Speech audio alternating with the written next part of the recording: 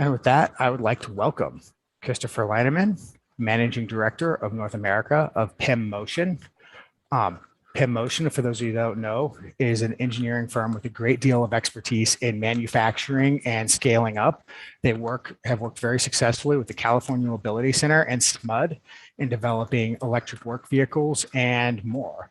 In fact, there's parts of our trailer that companies contributed to because they're working with PEM on it. So I'm here to welcome Christopher Lienemann, and I'm going to let you take over and present. Great. Yeah, thank you very much, Thomas. And hello all at home. I'm sitting here in Berlin, Germany. So I'm going to talk about a bit of our European perspective on battery and future mobility. I think you should see something right now. Yes. Great. Okay, perfect. Yeah, so thank you very much for having me. I think we are supporting CleanStart and working with CleanStart since many years already. And we are very proud to be a Sacramento company now, finally also since 2019, having our team there locally supporting the clean mobility locally there, especially with the California mobility. So thank you very much for having me and giving me the opportunity to talk a bit about what we see here in Europe and what we could probably also see in the US happening in the future. So just a quick look back. So in Germany, we see a big push for future mobility, for reduction of carbon emission, especially also to the Corona emissions. But in general, I think all of this is showing that we need to have a better and more sustainable way of transporting goods, but also people and moving around in the city and also between cities. So in general, all this regulation will just help to accelerate future mobility solutions, but also will require new future mobility solutions, which I'm going to talk about in a bit. So in Europe, a few numbers here. So we see a significant growth in EV vehicles in the last years. It started basically 2017, 2018, and now we see a huge growth in the last years. And I think that is significant and interesting for Europe, but also we see the numbers rising in the US. I think US is a bit different due to the longer distances and also a bit different market perspectives and market needs you have there. So mobility is not really exactly the same. In cities, I would say it is the same, but in general, Europe is of course much more dense and not so long distances between the regions and cities. So maybe electric vehicles are not yet fully adopted in the US, but we will see a similar push like we see currently in Europe for electric vehicles. That shows also the different models the electric or the OEMs bring to the market now, all fully electric, and yeah, just launching model after model now, also the American brands. And I think that is very nice to see. And also I really like the models they are pushing to the market right now, especially for me, the Mustang, for example, is a very nice example for an electric vehicle. And I really like driving around with it. And you don't see that here in Europe often, but I saw that in Detroit last time I was there. So I think we see a general push for electric vehicles. And of course, all these vehicles need to have a battery. Yeah, and what we see now is a map we are constantly updating together with our partner, Battery News.de. And they are basically collecting the battery cell production projects within Europe. So there are, since I would say 5-6 years, the announcements and basically also a lot of steps into producing cells within Europe. Before, most cells came from Asia, and now we see a big push here in Europe as well for producing battery cells for electric vehicles. And the interesting thing is that this is not only the established players like CATL, LG Chem, Samsung, SK Innovation, all from Asia, which have a lot of knowledge and experience in battery cells, but also new players coming to the market like Freyr, Morrow, Northvolt, or Asphalt and other players launching now their own products and their own factories here in Europe. I think Northvolt is an example which is very interesting. It's a startup from Sweden, and they are scaling up their production in Sweden. They just announced recently, I think last week, to also build a battery cell production within Germany, in the north of Germany, close to the Baltic Seas.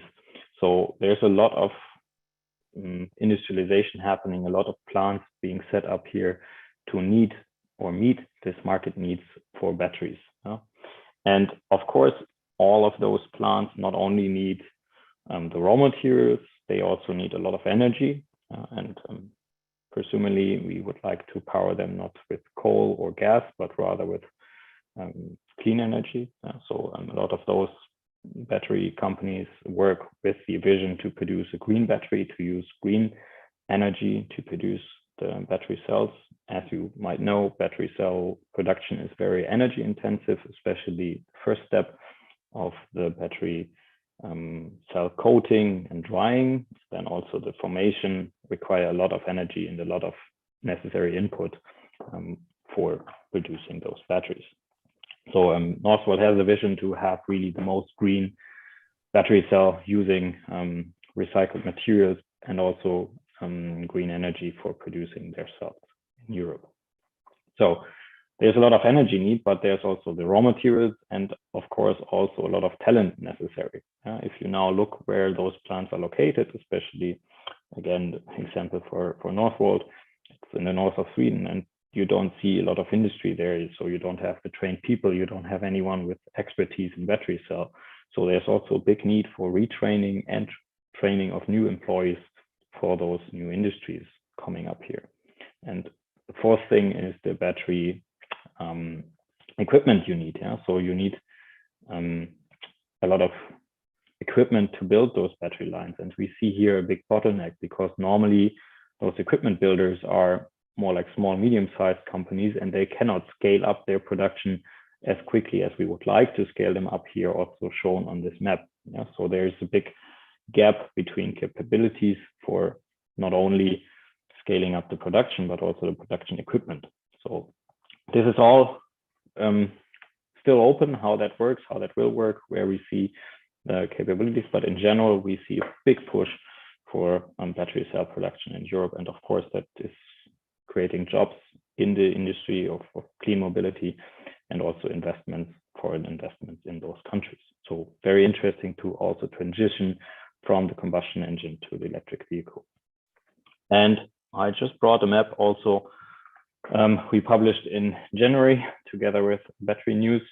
And here you see the projects announced in North America. We are currently working on an update for that. And as you see, it's very interesting here. There are some existing plants from Tesla, for example, and a few smaller ones also in the Midwest. And there are still not as many announced as in Europe, but for sure they will come, and for sure they need to come to address this market growth we saw on the slides before. So we see there's a big push now for those announcements and industrialization of those factories within North America.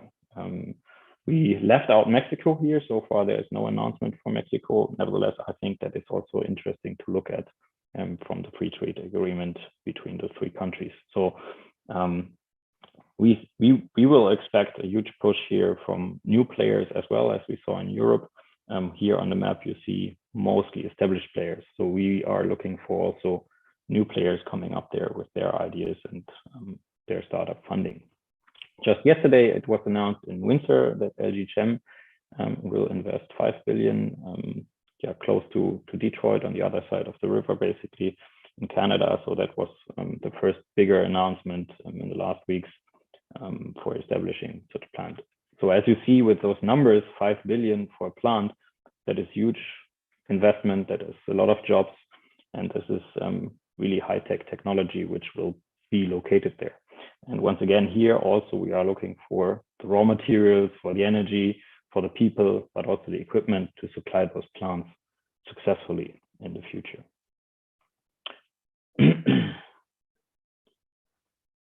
what we see now is if you bring those batteries to the market, and speaking with you guys from CleanStart, it is also important to think about what to do after the first life with those batteries after they are used in the vehicle. So currently there is not really a lot of recycling technology available, both in Europe and in North America. So we are looking into that and think about also how to scale up this kind of recycling technology and remanufacturing second life technology to basically make the battery even more green and have a circular economy for the battery materials, especially the critical materials like cobalt, should stay somehow in the loop and be recycled or remanufactured and be used better.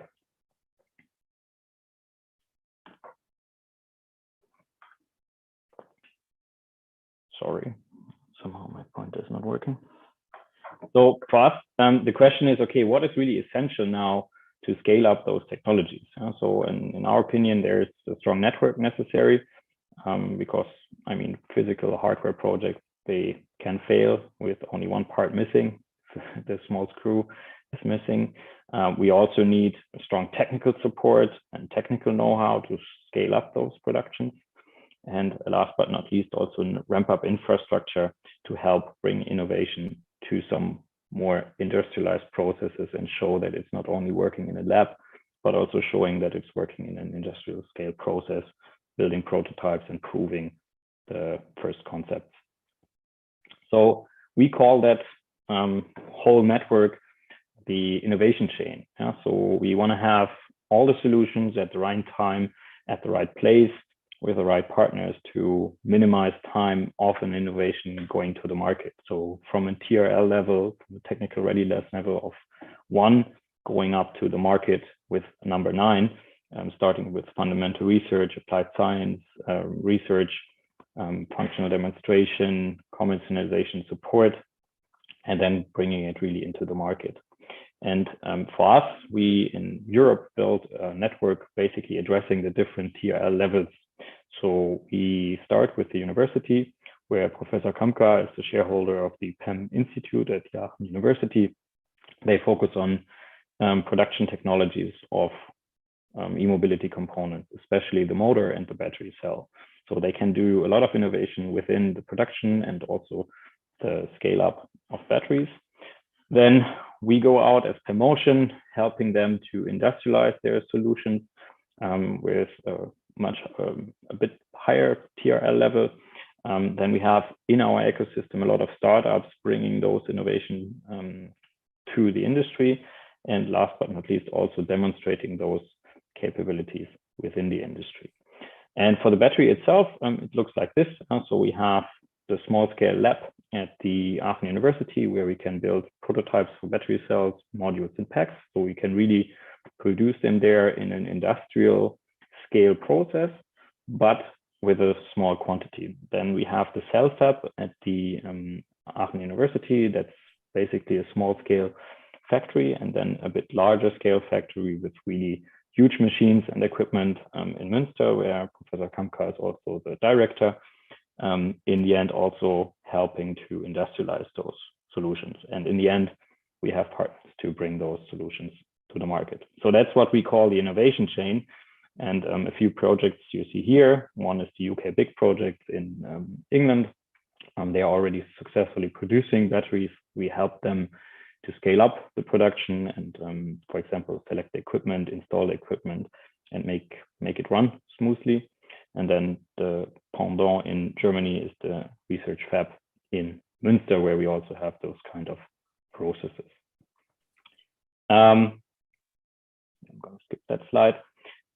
And basically now, with this innovation ecosystem in mind, we are very happy to be a partner also in the California Mobility Center. So the California Mobility Center, I think, has the same idea as the Aachen innovation chain or the innovation chain here in Europe. So the CMC in Sacramento will bring together partners from different industries, but also university and academia partners, researchers, to work on innovation and help those innovations to go to the market much quicker and better. So we have partners like the UC Davis, the Sacramento State, Los Rios Community College, all from Sacramento supporting us with this vision. Also industry partners like SMUT, for example, scaling up their technologies, being a deployment partner, for example, for some innovation, and then also other industry partners like Terzo Powers, where we have a very strong engineering background to help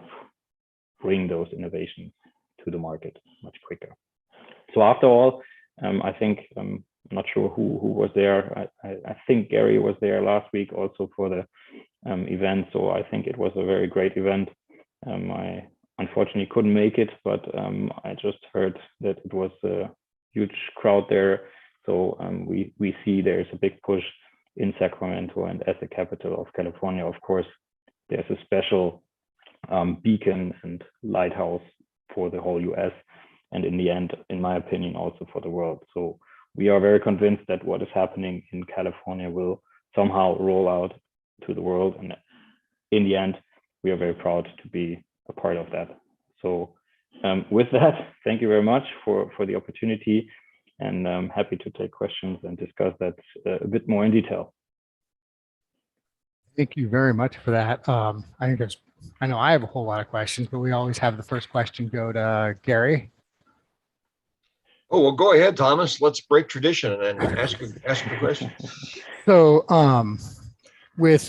everyone tries to forecast, what our demand or what our need is for batteries. So with all the planned battery projects in Northern California, and I guess including Europe, and hopefully with supply chains kind of evening out, where do you think we are in being able to have the production capacity to match the potential future demand? Are we getting close to it? Are we past it? It's a bit hard to say. In the end, we cannot predict the future fully. There are some studies who say we already have an overcapacity on battery cells, and some studies say we have a much smaller capacity than necessary. So in general, in my opinion, we are not there yet, and I wish it could be more and quicker. So for us, we see a big challenge in the end, and there's all of those announcements, and you saw those dates of the SOP and the start of production. We see a big challenge to meet those numbers. So they will not produce the 20 gigawatt hours on day one, and they will not produce them in a good quality. So there's a huge gap in ramp up of battery cell production to meet quality and output efficiency goals. So in my opinion, those productions basically will need more time till they become reality. So in my opinion, we are not there, and it will take longer than expected. So taking into account the ramp up, the quality issues. Yeah, I want to kind of focus on that quality portion of it, because I think everyone kind of knows that, on the technical readiness level, where you guys are situated in battery manufacturing is kind of, I guess, the hump that everyone's trying to get over, is having the knowledge to produce batteries on it. Now, when it comes to these large, gigafactories and things like this, what knowledge or expertise do you think, like the city of Sacramento or other cities, could try to help or stimulate to prepare their city to be able to take advantage of, I guess, increased battery production, or people looking to increase battery production? First of all, I'm not sure if Sacramento will be a place for battery cell manufacturing. That's maybe not really the right area, but what I think Sacramento can be is the one step before, having some kind of a scale-up factory there, some innovation within the production and components. So that I'm very sure of, that you have a lot of potential there for the innovation and for pushing those technologies further. So with that, in battery manufacturing, there is a bit different kind of skill set which is necessary. So basically, you have three big process steps. So the first process step is the mixing and coating. So this is very chemical, very process driven. So not so much mechanical or production like a classical ICE engine, but rather really like a chemical process to mix those components and coat them in the right technique. And here you define the quality of the cell. So you basically put the bar and you can just go where after those steps. So that is the first technology. Then you have the assembly process where you basically assemble the cell, and there it's classical production processes, assembly, manufacturing. So I guess there's a little bit less magic. And then again, afterwards, you have a lot of electrochemical processes in the finishing of the cells, the formation and aging. So this is also complete new knowledge, and you need to be really deep into the technology and understanding of both the electro, but also the chemical reactions within the battery cell. So, and on top of that, to run the factory, you need data understanding, quality understanding, and industrialization understanding to meet basically your targets. So that's also a big challenge within battery production. I mean, yeah, I think we've seen when you don't have the quality, you end up with issues like the Chevy Bolt, where just a few bad battery cells can have a much larger impact on it. Mm-hmm. Now, in that kind of scaling up space, do you think there's room for more, I guess, of a boutique kind of small scale battery manufacturing for specialized batteries for uses? Or do you think it's all going to kind of get dominated by the economies of scale where you'll just buy more batteries instead of specialized batteries? I think yes. So we see in Germany some company, it's a startup from a few different groups, but Porsche is one of the investors. So for their technologies, they want to have the best and most efficient cell to offer like a premium product. And here I think there's a interesting opportunity for niche products. So to really fit for the motorsport or for the premium cars. For more mass cars, of course, there's a larger scale and more commodity necessary.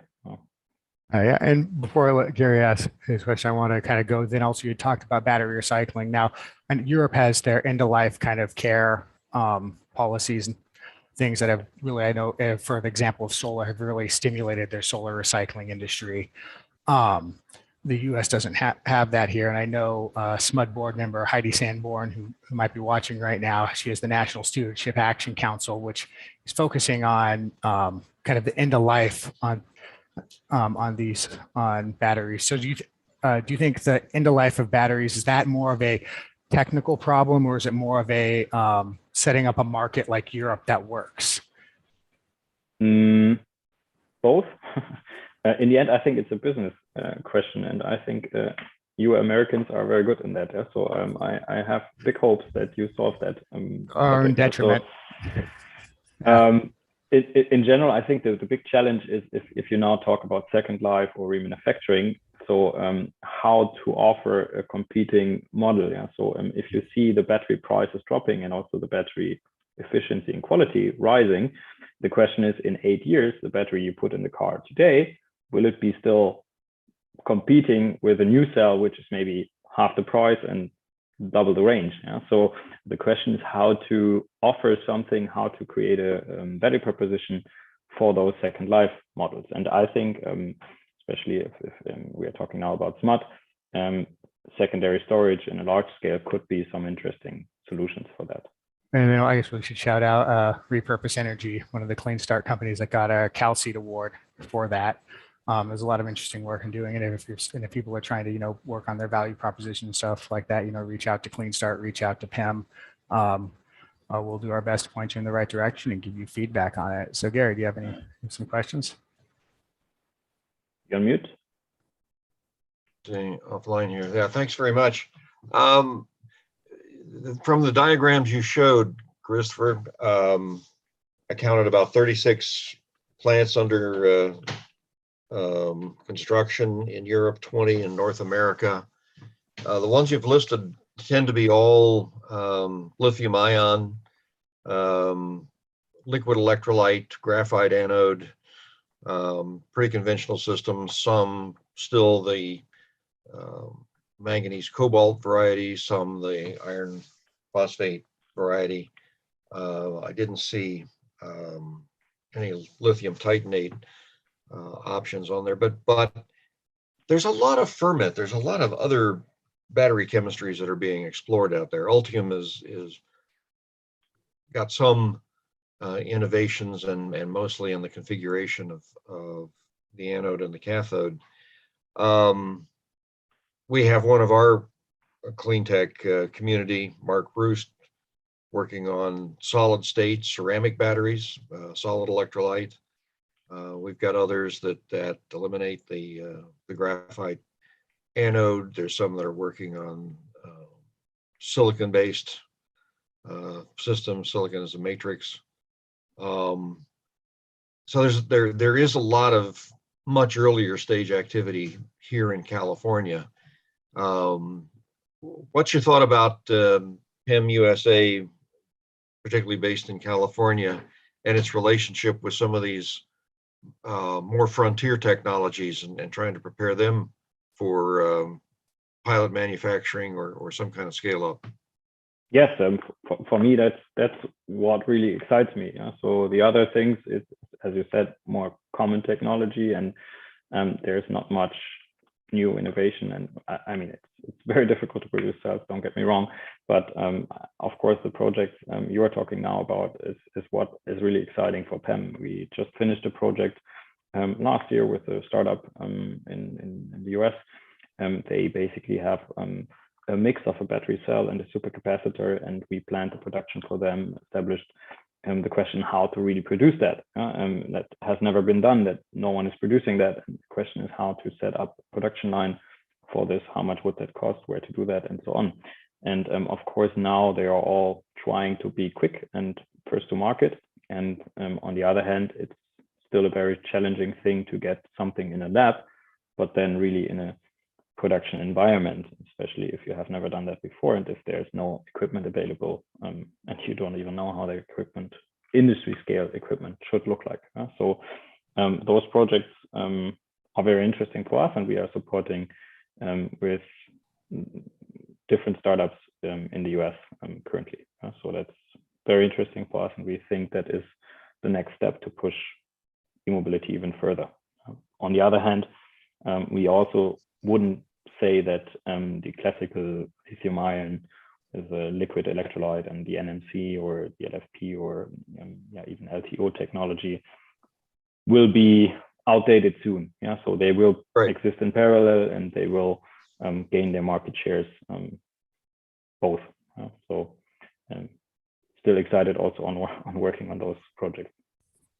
Well, the other end of this, given that about 45% of all electric vehicles that are sold in the US are sold in California, the number of batteries coming out of electric vehicles is accumulating on the West Coast. And that has stimulated a couple battery recyclers, Redwood Materials. A lot of people have heard about in Reno. There's others in other parts of Nevada. But as you said, there's still a lot of process development and a lot of innovation that needs to be done on battery recycling. Could this be a focus of also what PEM Motion might be looking at as a niche to help the innovators in this area? I wouldn't call it niche. The opposite, especially recycling. I think, I mean, if you just look at the numbers, at some point, all these batteries need to be recycled. So that is a huge market. The question is how to address this market and what is the right technology to do that. In the last years, we worked a lot of in those topics. We work with the university in Aachen there. Also have small scale recycling facility, but also looking into second life opportunities.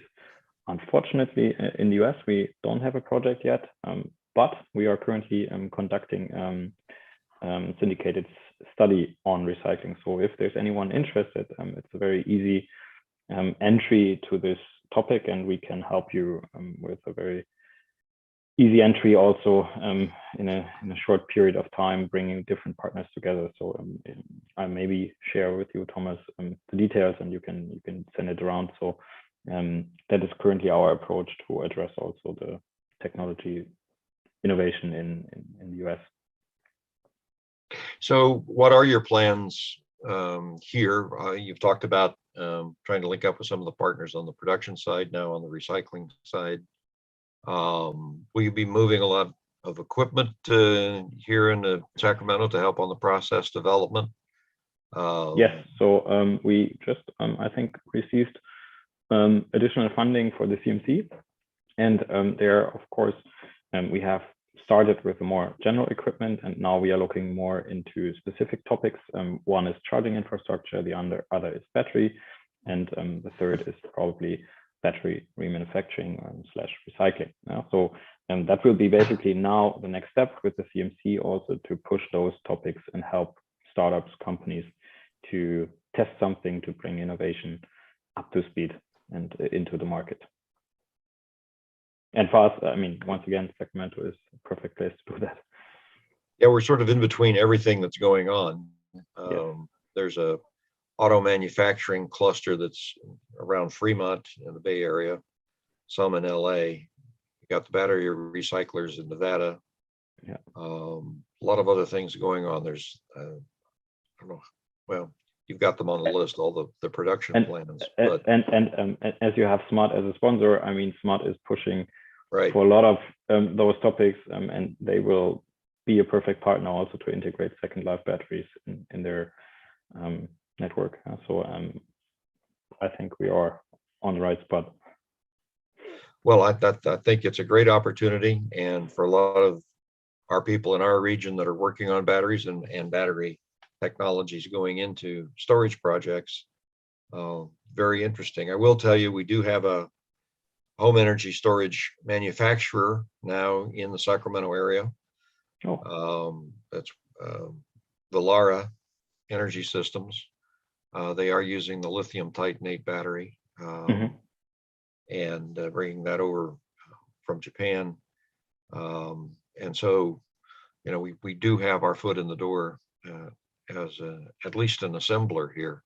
And I know people are wanting to do more. There's a lot of research at UC Davis that will contribute to this. So it's a very exciting prospect.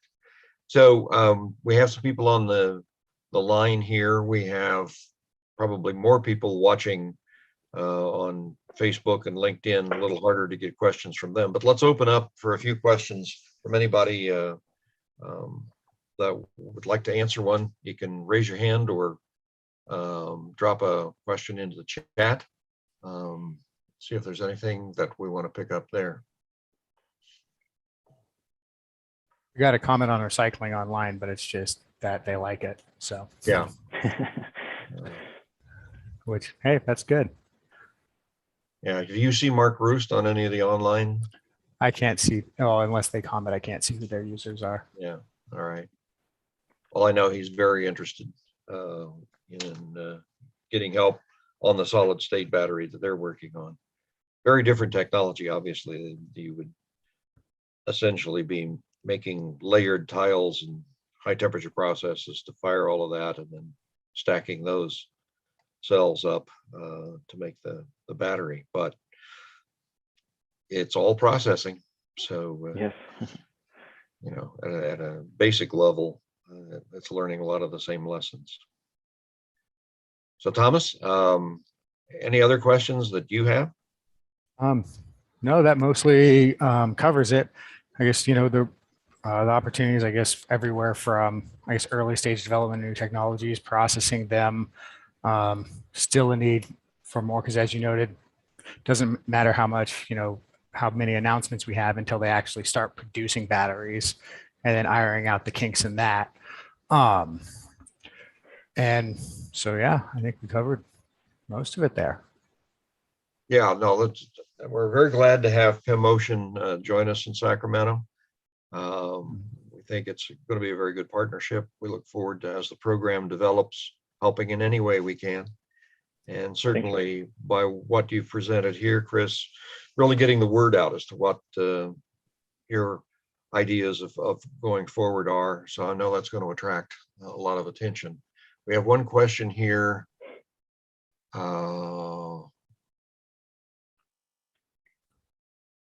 know, somebody's looking for a battery for a storage project, efficiently store power generated by low and steady heat being converted on the fly. What's the best battery for that? So you probably have some kind of thermoelectric conversion, trickle charging, a battery. I don't know whether you have any ideas on how to answer that, Chris, but turn it over to you. Sorry, I didn't fully get the question, but I'm happy to look also into it. Let me just open the question. Yeah. So how do people contact you, Chris?